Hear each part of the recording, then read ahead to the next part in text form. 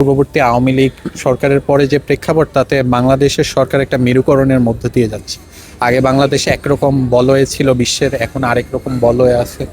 তো আমার কাছে মনে হয় যে আগের সরকার প্রধানগুলোর আমি কোনো প্রশংসা করব না, আবার তিরস্কারও করবো না, বাট মানে বর্তমান সরকারগুলা ব্যালেন্স করে চলতে খুবই কষ্ট হচ্ছে। আমরা আসলে তৎকালীন সময় একটা নির্দিষ্ট দেশের অংশে ছিলাম, এখন অন্য দেশের অংশে আছি।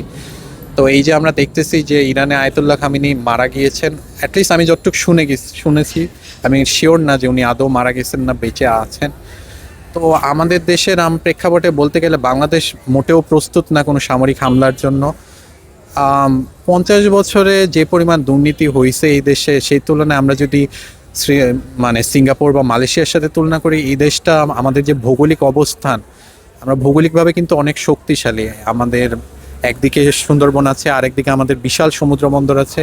এই সমুদ্র বন্দরের কারণে আমরাও সিঙ্গাপুরের মতো দেশ হতে পারতাম, কিন্তু দেখা গেছে যে এই দেশের সরকার প্রধানরা জনগণের উপকারের চেয়ে ভাবছে যে আমরা নিজেদের পকেট ভরবো, বাইরের দেশে চলবো, নিজের ছেলে মেয়েকে বড় করব।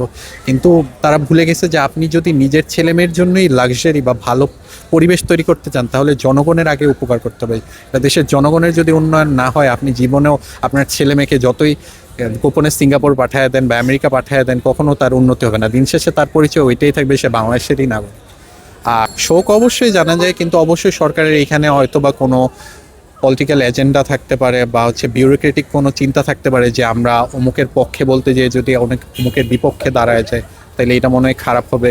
এইসব দিক চিন্তা করে হইলেও হয়তো বা অবশ্যই শোক জারি করা উচিত, এবং হইতেছে তাদের মজলুমের পক্ষে থাকা উচিত। অবশ্যই যার পক্ষে জুলুম হয়েছে তার পক্ষেই থাকা উচিত, কিন্তু আন্তর্জাতিক মানে সার্বিক দিক চিন্তা করলে হয়তো বা আওয়ামী সরকারের পরে বাংলাদেশ একটু আমেরিকার দিকেই ঝুঁকে গেছে। এই দিক চিন্তা করে হইলেও হয়তো বা তারা শোকটা ওইভাবে প্রকাশ করে।